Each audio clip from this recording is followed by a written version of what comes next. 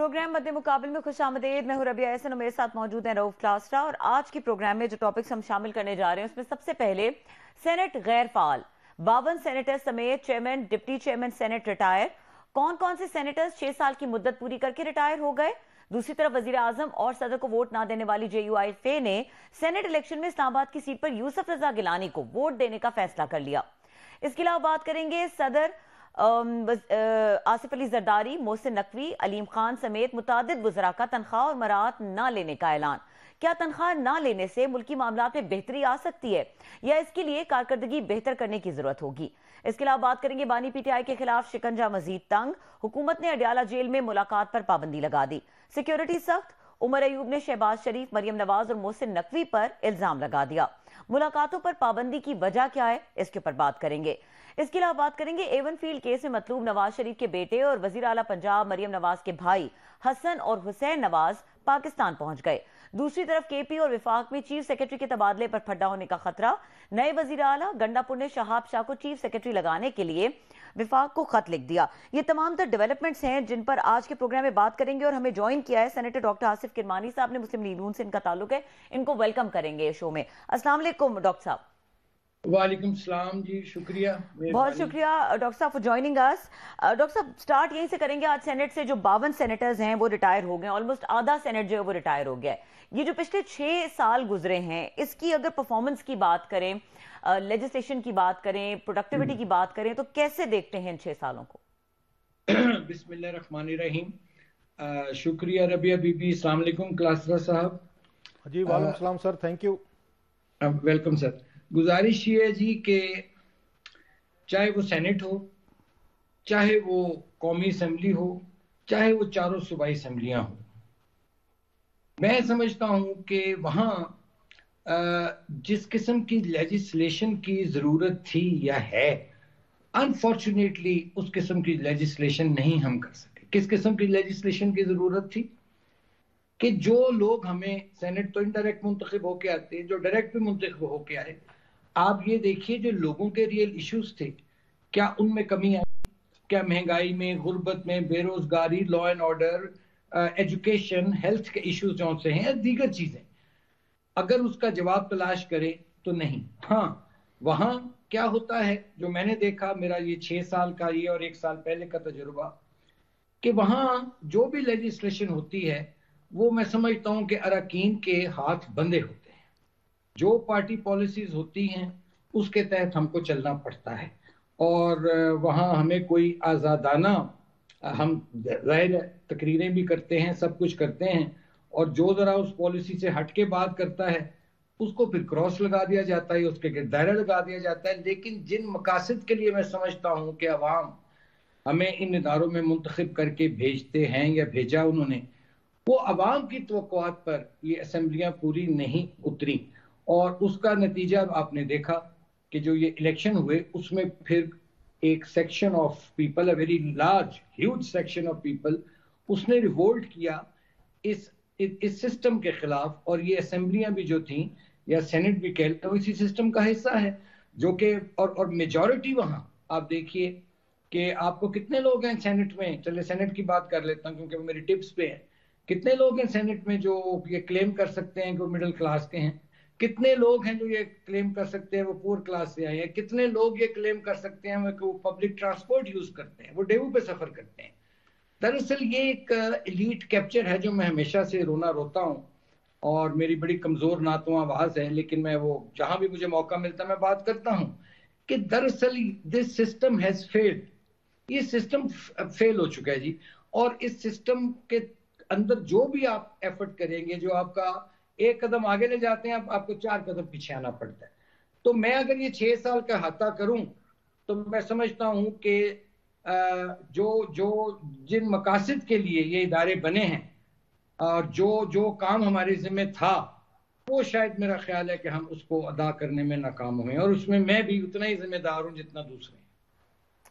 अच्छा डॉक्टर साहब, हुकूमत साजी का अमल हमने देखा है कि वो मुकम्मल हो गया है, और जो एक नई टीम बनी है और जो पाकिस्तान को माशी चैलेंजेस या दीगर चैलेंजेस दरपेश हैं उस लिहाज से अगर आप इस टीम को देखें तो किस तरह की टीम लग रही है आपको, क्योंकि बहुत सारी बातें इसके ऊपर भी हो रही हैं और इसके ऊपर आने वाला जो हमारा फ्यूचर है वो बेस कर रहा है, since things are on the edge already. देखिए, इकबाल का एक शेर है कि है अयां योरिश तातार के अफसाने से, पासबा मिल गए काबे को सनम खाने से। बात ये है कि देखिए कि इसमें कितनी हमारी, मैं अनफॉर्चुनेट कहूंगा कि 340 के 42 का ईवान है और 5 आपके इस वक्त वुज़रा जो हैं जिन्होंने हल्फ उठाया है वो पार्लियामेंट के मेंबर नहीं है, नंबर 1। फिर आपको पाकिस्तान को जरूरत है, मैं हमेशा कहता हूं, इस सिस्टम को ठीक करने के लिए एक जहां एक माहिर मईशत, एक इकोनॉमिस्ट की जरूरत है, वहां एक साइकोलॉजिस्ट की भी जरूरत है, जो मिन हैसुल कौम भी और जो मुंतखब नुमाइंदे हैं उनकी भी मैं समझता हूं मेंटल रिहेबिलिटेशन की जरूरत है कि भाई जिस काम के लिए तुम आए हो वो ये तुम्हारा काम है, तुम इधर नारेबाजी, पगड़ियां उछालना और वक्त जाया करना, this is not your mandate. तो अब देखिए ना, लिस्ट में आप नाम देख लीजिए। अब इसमें कुछ लोग हैं जो इंपोर्ट किए गए हैं, एक साहब तो ऐसे हैं जिनकी नेशनैलिटी जो सी थी वो उन्होंने चेंज की। तो क्या ये कोई पाकिस्तान में माओ ने कोई ज़हीन बच्चे पैदा करने बंद कर दिए हैं कि जो हमें बाहर से, कभी हम शौकत अजीज के मरहून मिन्नत हो जाते हैं, कभी किसी मोइन कुरैशी के को ले आते हैं, कभी अब किसी और साहब को ले आए हैं। तो मैं नहीं समझता कि असल जो चीज है, असल चीज अब देखने वाली जो चैलेंज है वो, जैसे आपने बात की, जो मईशत है सबसे बड़ा चैलेंज, इसमें अब ये देखना होगा कि अब IMF भी आपके सर पे प्रोग्राम उसका खड़ा है, उसके बाद एक महंगाई का तूफान आएगा और इसी IMF के प्रोग्राम में रहते हुए हमें हैव नॉट्स को, जो गरीब है, मिडिल क्लास है, कि उसको हम क्या डिलीवर करते हैं। और मैं दुआ ही कर सकता हूं, लेकिन ये है कि ये एक ऐसी, ये काबीना 12 मसालों की चाट है कि अल्लाह करे कि ये जो पाकिस्तान की मईशत है उसके लिए उसके मैदे पर भारी साबित ना हो, को बदहजमी ना पैदा करे, उसकी मईशत को बेहतर करे। मैं दुआ ही कर सकता हूँ। जी सर, बड़ी मेहरबानी आपकी किरमानी साहब, आप हमेशा यू आर वेरी काइंड, आप हमें ज्वाइन करते हैं, बड़ी ऑनेस्ट ब्लंट और स्ट्रेट बात करते हैं सर। इस दफ़ा आप हमें नज़र नहीं आ रहे सर यहाँ पे। अदरवाइज उनको ये होगा, मियाँ नवाज शरीफ साहब का अपना एक कल्चर है, साथियों को, पुराने साथियों को साथ रखते हैं। तारिक फातमी साहब हमें नज़र आ रहे हैं, उसके बाद परवेज रशीद साहब पंजाब में नज़र आ रहे हैं, आप हमें जो है वो नज़र नहीं आ रहे। पहले ये बताइएगा, सेनेट की टिकट आपको दोबारा दी जा रही है, नंबर 1, या इस दफ़ा अगेन आपकी जगह ये जो है ये होगा मोहसिन नकवी साहब और औरंगजेब साहब जगह ले रहे हैं? कोई आपकी बातचीत हुई है पार्टी में, या आप जैसे जो थोड़े से बोल्ड बात करने वाले हैं, जो नो होल्ड्स बार पे बिलीव रखते हैं, उनकी इस दफ़ा फिर जगह नहीं है? जैसे जफर अली शाह साहब के साथ भी हमने देखा यही कुछ हुआ था। सो आपका कोई राब्ता, कोई पार्टी का राब्ता, कोई आप टिकट अप्लाई करेंगे नहीं करेंगे सेनेट के लिए? What is latest sir? मैं क्लासर भाई शुक्रिया। मैं इस बारे में अर्ज करूंगा कि मैं ना ही इंटरेस्टेड हूं ना ही मैं अवेलेबल हूं। अच्छा, रही क्या वजह है सर? पहले रुक जाएं सर नकरमानी साहब, बड़ी आपने अहम जुमला, क्या अहम बात की है, बिल्कुल शॉर्ट एंड क्रिस्पी, कि ना मैं इंटरेस्टेड हूं ना मैं अवेलेबल हूं। चले, मतलब इंटरेस्टेड वाली बात ठीक है, बंदा कभी थक भी जाता है कि यार काफी कर लिया, चलो कोई रेस्ट करते हैं। नॉट अवेलेबल वाली बात सर, ये जरा थोड़ी सी अगर एक्सप्लेन कर दें, दोनों बातें वैसे भाई दबे। मैं करता हूं जी सर। देखिए, मैं जाती तौर पर मैंने आज तक, और ये मैं रिकॉर्ड पे बात कर रहा हूं, सिवाय जब 2018 में मुझे धमकी दी गई एक दिन रात को कि सुबह पार्लिमानी बोर्ड की मीटिंग थी और मुझे एक ग्रुप की तरफ से ये मैसेज आया पार्टी के। अच्छा। और एक साहब को उन्होंने मेरे पास रात को भेजा, मैं थका हुआ आया था मियाँ साहब के साथ आजाद कश्मीर में एक जलसा करके सर। तो रात को 11 बजे एक साहब ने मुझे कहा कि वो मैंने आना है। मैंने कहा यार सुबह मिल लेना। उसने कहा नहीं, मेरी बड़ी जरूरी बात है। खैर वो आ गया। मैंने कहा खैरियत है। उसने कहा कि फलां पार्टी के अंदर ग्रुप जो है उसने ये कहा है कि किरमानी का टिकट हम खा गए। ये 2018 की बात कर। अच्छा। मैंने उसे कहा कि देखो, मैं तो खुद टिकट कभी भी नहीं मैंने मांगा। अगर इस किस्म की धमकी मुझे आएगी तो मैं फिर इसका इंतजाम करूंगा। मैंने फिर नवाज शरीफ साहब से भी बात की और मैंने उन्हें कहा कि आप बेशक मुझे टिकट मत दीजिए, लेकिन फैसला आपका होना चाहिए। ये कौन है जो दाएं बाएं जिनके मुस्लिम लीगी होने के बारे में डाउट्स हैं, वो मुझे पैगाम दे रहे हैं रात के 11 बजे एक बंदे को भेजकर कि तुम्हारा टिकट खा गए। उसमें फिर शहबाज शरीफ साहब ने भी इंटरवीन किया, जो सच्ची बात है। हमजा शहबाज ने भी किया और मियां साहब ने भी फिर उसमें, और भी एक दो लोगों को मैंने कहा कि मुझे कोई ख्वाहिश नहीं है टिकट और नो टिकट, लेकिन जिस क्वार्टर से मुझे मैसेज आया तो कहने का मतलब बहुत बातें कर सकता हूं मैं। सर वो क्वार्टर कौन सा ऐसा था कि जो मियां नवाज शरीफ साहब के नॉलेज में नहीं था, शहबाज शरीफ साहब के नॉलेज में नहीं था, हमजा साहब के नॉलेज में नहीं था, उन्हें इंटरवीन करना पड़ी, आपने उनको बताया कौन सा ऐसा कोई पावरफुल था जिन्होंने डायरेक्ट बरह रास्त उन्होंने आपको थ्रेट किया, और इन तीनों को नहीं इल्म में था जो पार्टी के हेड्स हैं? बराह रास्त नहीं किया, उन्होंने एक मैसेंजर भेजा मुझे जो उनके क्राउड में फिरता था। बहरहाल लेकिन वो लोग भी, यकीन मानिए अल्लाह ताला की जात बहुत बड़ी है रऊफ क्लासरा साहब, उसके कुर्बान जाऊं, उसके सदके जाऊं मैंने तो अल्लाह का सब्र कर लिया। मैंने नवाज शरीफ साहब से बात की, शहबाज साहब से की, लेकिन अल्हम्दुलिल्लाह पार्लिमानी बोर्ड का जो फैसला था वो बाय लार्ज मेजॉरिटी ने मेरे हक में फैसला दिया। अच्छा, लेकिन जिन लोगों ने वो मुझे मैसेज भिजवाया था 2018 की वो मार्च की रात 11 बजे जी, खुद उनके साथ देखें, वो कहते हैं वो गोज अराउंड कम्स अराउंड। अब मैं नाम नहीं लेना चाहता और मेरे दिल में किसी के लिए कोई कभी मैंने जगह नहीं रखी, कोई गुस्सा नहीं रखा। वो आज लोग जो उनसे हैं वो इस पार्लिमानी सियासत से बाहर हो चुके हैं। अच्छा, ये अल्लाह का इंसाफ है, ये अल्लाह की होती है लाठी। तो मैंने और भी बहुत सी बातें हैं जो मैं कर सकता हूं, लेकिन मुनासिब नहीं मैं समझता अभी करना। मैं एक किताब लिखने के बारे में भी सोच रहा हूँ, बड़ी अच्छा मेमोरीज की। You must sir. तो सर इस वक्त क्या वजह है, आप नाराज हैं पार्टी लीडरशिप से? पार्टी लीडरशिप समझती है कि आप मजीद उनके लिए पॉलिटिकल यूजफुल नहीं है? क्योंकि लग रहा है कुछ अरसे से कि आप जो है पार्टी से दूर होते जा रहे हैं। जैसे हमने अभी देखा है कि जवेद अब्बासी साहब दूर हुए, मेहताब अब्बासी साहब हुए, शाहिद खकान साहब हुए, जवेद हाशमी साहब हुए, चौधरी निसार अली खान साहब हुए, मिफ्ता इस्माइल हुए, लंबी लिस्ट, एक जुबैर साहब हुए, वो भी आजकल इसी तरह से। तो व्हाट वेंट रॉन्ग? यू वाला मतलब सारे ओल्ड गार्ड्स है, ये किनके साथ प्रॉब्लम? उनके साथ है या इधर मियां साहब और इनके साथ है? सर गुजारिश ये है कि मैं दूसरों के बारे में तो कोई अर्ज नहीं कर सकता, मैं अपनी बात कर सकता हूं। सर मैं एक मिडिल क्लास का आदमी हूं और मिडिल क्लास के आदमी को वो मसाइल जो उनसे हैं उनका सामना करना पड़ता है जो कि लीड कैप्चर को सामना नहीं करना पड़ता जी। मियां साहब जब तशरीफ ले गए यहाँ से, मैं तो उनके साथ JIT में 165 पेशियां भी भुगती हैं, आपको याद होगा 165। अच्छा, वो पेशियां, और फिर उसके बाद JIT का जो जब इन्वेस्टिगेशन होती थी, कौन मीडिया को फेस करता था बाहर निकल के? आई रिमेंबर माहे रमजान का महीना होता था, कड़ी धूप में मैं खड़ा होके ईंटों पर माइक रख के मैं बात करता होता था। उस वक्त नहीं कोई बात करता था, खैर छोड़े, पर मेरा फर्ज था। कहने का मतलब ये है कि जहां मेरी तबीयत है, जो मेरी तरबियत है, वो ये है कि जहां मेरी जरूरत ना हो मैं वहां अपनी मौजूदगी मुसल्लत नहीं करता होता। रऊफ साहब, ये मेरा जिंदगी में असूल रहा है। क्या बात है। अगर मेरी किसी को जरूरत होगी, वो याद करेंगे तो ठीक है, मैं हाजिर हूं, लेकिन मैंने जाके कुछ कोल पकड़ के या हाथ नहीं फैलाया, ना मेरे बाप ने कभी किया, ना मैं करूंगा। वो मैं इतना आपको अर्ज कर सकता हूं कि मुझे एक शेर और याद आ गया।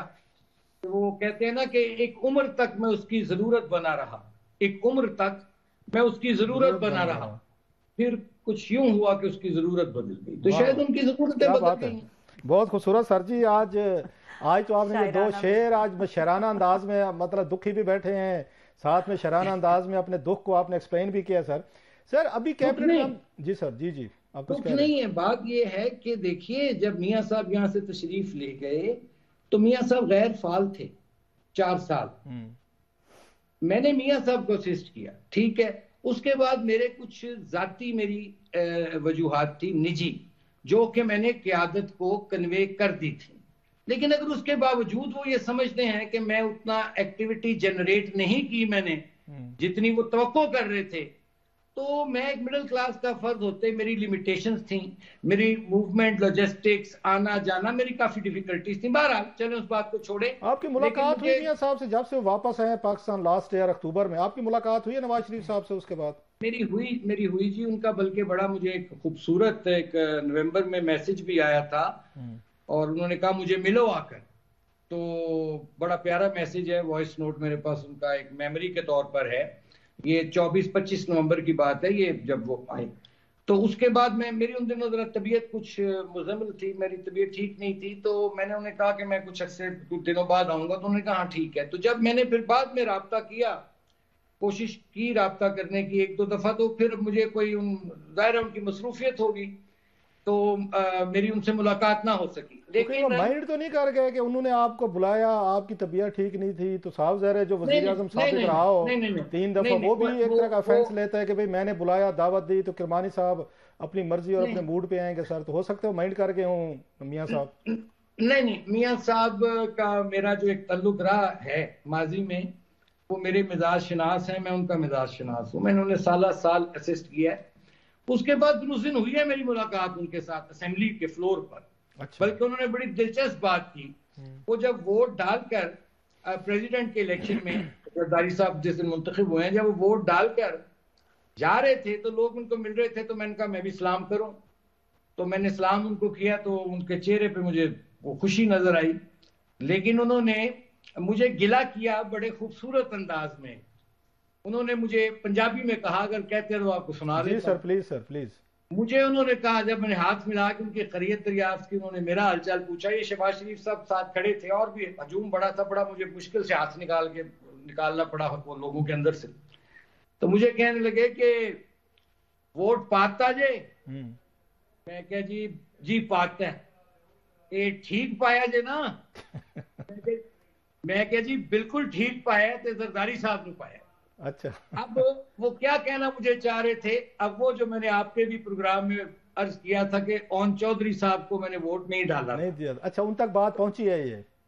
तो वो मैं समझाऊं जो कि वो इशारा उनको उस तरफ था कि वो तो कहीं पाए, तो हम ठीक पाए कि नहीं पाया। नहीं कि जरदारी साहब का भी अपना एक बैकग्राउंड है, सारी चीजें हैं। अच्छा सर, अभी हम खवातीन की सीटों पे देख रहे हैं, एक तरफ आप जैसे लोग हैं जिनकी कोई पार्टी के लिए मतलब वी में डिसएग्री, आप पे बड़ी तनकीद भी होती रहती है, साहब से पॉलिटिक्स में सारा कुछ चलता रहता है, हम भी करते रहते हैं, फेयर अनफ। अभी हमने देखा कि पिछले दिनों एक वो थे टिकटॉकर, एक खतून थी जिनको उन्होंने नॉमिनेट किया इसके लिए एमएनए की सीट के लिए, तो बड़ा उसके पार्टी के अंदर से बड़ा रिएक्शन भी आया। सो आप कैसे समझते हैं कि अब अगर किस तरह के लोगों की कैसे इसका क्राइटेरिया है कि कौन पार्लियामेंट में आएगा? सेनेट का देखते हैं तो मैं आपसे पूछना चाह रहा था, सेनेट का म्यार आपको क्या लगेगा? Over the period of time senate का म्यार नीचे गया है, इंप्रूव हुआ है? अब जो वहाँ पे लोग आ रहे हैं उनकी इंटेलेक्चुअल, पॉलिटिकल, स्टेट्समैनशिप क्या वही है जो पिछले हम ये कुछ अर्सा पहले देखते थे कि बड़े बड़े अच्छे अच्छे लोग आप जैसे दीगर आते थे? तो सेनेट का भी बताइएगा, और ये बताइएगा ये अब उसमें टिकटॉकर वगैरह जो हैं, अब वो जो क्योंकि वो आके क्लिप्स वगैरह बनाते हैं, रील्स बनाते हैं, तो उन्होंने कहा जनाब इनको भी पार्लियामेंट में ले आते हैं। मैं किसी के खिलाफ नहीं हूँ, वो खतून बहुत अच्छी होंगी, मैं ये नहीं कह रहा, क्योंकि पार्टी के अंदर से रिएक्शन है, मैं इसलिए पूछ रहा हूँ आपसे। मुझे भी जी लोगों ने, और भी 1-2 लोगों ने मुझसे राब्ता किया, तो मैंने उन्हें कहा भी कि मैं तो अब जाहिर है इतना फाल नहीं हूँ, या जो भी समझ रहे हैं आपकी मैं कंप्लेन पहुंचा दूंगा कि किसी और हवाले से बात कर रहा हूँ। जहां तक आपने इस टिकट की बात की मोहतरमा की, मैं इन्हें नहीं जानता कि ये मोहतरमा कौन है, मैंने इनका कोई टिकटॉक भी नहीं देखा। लेकिन जो मुझे पार्टी के अंदर से चीजें पता चली कि उस पर काफी रिजेंटमेंट थी, स्पेशली हमारी जो पार्टी की विमेन विंग की सदर हैं, उन्होंने इस पर बहुत प्रोटेस्ट किया कि भाई ये कोई तरीका नहीं है, ये ऐसा ही है। जैसे कि देखिए ना, मसलन आपने अपने लॉयल लोगों को उनको टिकट ना दी और उनकी जगह आपने सीट एडजस्टमेंट कर दी, उन लोगों को जिनको हम कल को मुख्तलिफ अलकाबात से नवाजते रहे, ठीक, तो ये ज्यादती है उन लोगों के साथ होती जो इस तरह फिर लोग मायूस होते हैं। और ये सारा मलबा कौन सा है, हरकत कोई और करता है, ये भी मैं आपको अर्ज कर दूं, हरकत कोई नीचे वाला आदमी करता है ऑब्लाइज करने के, किसी को कोई तल्लुकदारी निभाने की, लेकिन उसका मलबा जो है वो लीडरशिप पे गिरता है फिर आगे।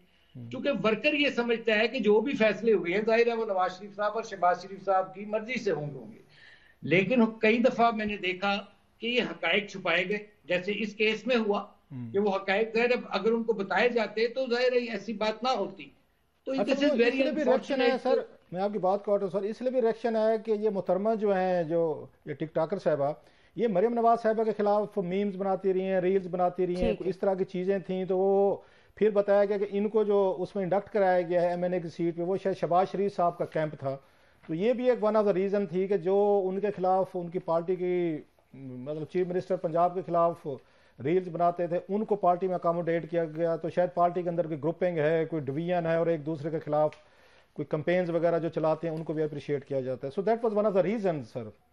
मैं समझता हूँ क्लासर साहब कि इसमें मैंने जैसे कहा ना कि नवाज शरीफ साहब के साथ जब तक मैंने असिस्ट किया, आप यकीन कीजिए मियाँ साहब इसके गवाह होंगे, निटी ग्रिटी तक एक फुल स्टॉप कॉमा एक चीज को 10 यहाँ तक कि मुझे याद है 2018 का जब और 15 का भी सेनेट का इलेक्शन था, तो उसमें नवाज शरीफ साहब का मुझे हुक्म था कि ये तुमने जो लिस्ट है मेरे और तुम्हारे अलावा ये किसी थर्ड पर्सन को तुमने नाम नहीं शेयर करने, और बिल्कुल नहीं मैं करता था। अच्छा, उसमें फिर उसके बाद जब हम एक माइंड मेकअप करते थे, फिर उसके बाद बैठ के मुझे कहते थे हाँ भी अब एक मीटिंग बुला लो। लेकिन अनफॉर्चुनेटली जो मुझे लग रहा है कि ये जो इन पर्टिकुलर दिस केस के ये को नीचे से शरारत हुई है। अच्छा, शरारत, और ये शरारत की गई है टू लेट डाउन और लोगों को नवाज शरीफ साहब से मायूस करना, और नवाज शरीफ साहब से लोगों को मायूस, क्योंकि देखे ना आप ट्विटर पे फिर शोर मचा कि जी ये क्या हो रहा है, कौन है ये खातून, तो मलबा क्यादत पर डला। हालांकि शरारत नीचे से हुई है, तो मैं समझता हूँ जिसने भी ये शरारत की है लोगों को मालूम होगा, ये चीजें छुपी नहीं रहती। लास्टली किरमानी साहब, जब इस तरह के फैसले होते हैं कि अभी हम देख रहे हैं कि लाहौर से, नो ऑफेंस, लाहौर बड़ा शहर है, वहाँ पे बताया जा रहा है कि 40 के करीब एमएनए और एमपीज की सीटें जो खवातीन की वो लाहौर में दी गई हैं सर, या फिर पिंडी डिवीजन का बताया जा रहा है 7-8 यहाँ पे दी गई, 36 यहाँ पे डिस्ट्रिक्ट हैं या 35 वटेवर, तो वहाँ पे उसमें से 19 ऐसे डिस्ट्रिक्ट हैं जिसमें किसी एक खतून को भी सीट नहीं दी गई। तो जब ये फैसले किए जाते हैं कि एक शहर को 40 सीटें दे दी जाएंगी, दोनों मिला मलू के पार्टीज की, सबकी मैं बात कर रहा हूँ, तो ये फैसले कैसे होते हैं? कोई पार्लिमानी कोई इजलास नहीं होता, कोई पार्लिमानी पार्टी के लोग नहीं बैठे होते, कोई रिकमेंडेशन नहीं ली जाती, कोई होमवर्क नहीं किया जाता कि हमने किस किस को कैसे अकोमोडेट कर, फिर पार्टी कैसे शिकायतें करती है सूबे में हम हार गए, हमें लोगों ने वोट नहीं दिया, जब सारा कुछ उठा के एक ही शहर में 40 सीटें दे देंगे वो भी खवातीन की, तो फिर उसके बाद गिला बनता तो नहीं है। कोई प्रोसेस नहीं है पार्टी के अंदर डेमोक्रेटिक के नाम कैसे पिक करने हैं और इनको मतलब किन बुनियादों पर हमने लेकर आए। ये सीटें तो काबिल लोगों के लिए थी कि कोई टेक्नोक्रेट आएंगे, कुछ कोई काबिल लोग आएंगे, खवातीन आएंगे, उनको लेकर आएंगे। सर देखिए, गुजारिश ये है कि पार्लिमानी बोर्ड्स की मीटिंग्स भी होती हैं और मियाँ साहब बैठ के, अभी भी जो हुई है पार्लिमानी बोर्ड्स की मीटिंग, वो मियाँ साहब सुबह से लेकर रात तक उसमें शिरकत करते रहे हैं और वो एक एक उम्मीदवार का इंटरव्यू करते हैं। लेकिन अब इसमें इशू ये आ रहा है कि देखिए, अब ये एक अनफॉर्चुनेट बात है जो आपने फरमाई है, जो ठीक फरमा रहे हैं कि देखिए, अगर मैं एक मिसाल चले दे देता हूँ। नबी अकरम सल्लल्लाहु अलैहि वसल्लम के पास एक खातून गई और उन्हें कहा जी मेरा बेटा जो है मीठा बड़ा खाता है, इसको जरा तनबीह करें। तो हजूर ने कहा कल आना। तो वो जब कल गई बेटे को लेके, तो हजूर ने उसे बताया कि ज्यादा मीठा ना खाया करो, उसके नुकसानात बताए। तो वो खातून ने कहा कि या रसूलुल्लाह सल्लल्लाहु अलैहि वसल्लम, आप ये बात कल भी कह सकते थे। उन्होंने कहा मैं इसलिए नहीं कही कि मैं खुद उस वक्त मीठा खाए बैठा था। कहने का मतलब ये है कि जब हम खुद, charity begins at home. Klasra साहब, अब देखिए, आप असेंबली में एक एमएनए है कोई, उसकी फैमिली की 4 खवातीन को भी टिकट्स मिलती हैं और ये हर पार्टी में हो रहा है। और ये नहीं कि सिर्फ एक पार्टी में, तमाम पार्टियों में। यही वजह है कि उससे फिर जो आम वर्कर है जिसने मारें खाई होती हैं, वक्त दिया होता है, मुख्तलिफ फॉर्म्स में वर्कर आपको परफॉर्म करता है ना, कोई जेल काटता है, कोई सड़क पे लाठी खाता है, कोई तकरीर करता है, कोई तहरीर करता है। ये जब लोगों में फिर मायूसी फैलती है और फिर वो आग वाली बात आ जाती है, फिर लोग बददिल हो जाते हैं और फिर जमातें जौन सी हैं वो अपनी जड़ें जौन सी हैं अवाम में वो लूज कर जाती है। ठीक है। अब लेकिन दिस इज वेरी अनफॉर्चुनेटली ये ट्रेंड है, इसको खत्म होना चाहिए, मैं समझता हूँ। बहुत शुक्रिया सर जी, बहुत शुक्रिया। हमारे साथ आसिफ किरमानी साहब मौजूद थे, आपने हमें वक्त दिया, एक्सक्लूसिव गुफ्तगू की, और यहाँ पे वक्त है ब्रेक का। ब्रेक के बाद बात करेंगे बानी पीटीआई से 2 हफ्ते के लिए मुलाकात में पाबंदी है, इसकी क्या इसके पीछे इसकी बैकग्राउंड्स हैं वो डिस्कस करेंगे क्लास साहब से। और इसके अलावा जो ये सदर और मोहसिन नकवी और अलीम खान ने कहा कि हम तनख्वाहें नहीं लेंगे, क्या ये स्टेप इनफ है या कारकर्दगी जो है उसके ऊपर ज्यादा इंपॉर्टेंट सवालिया निशान है, इसके ऊपर बात करेंगे ब्रेक के बाद। हमारे साथ रहिए।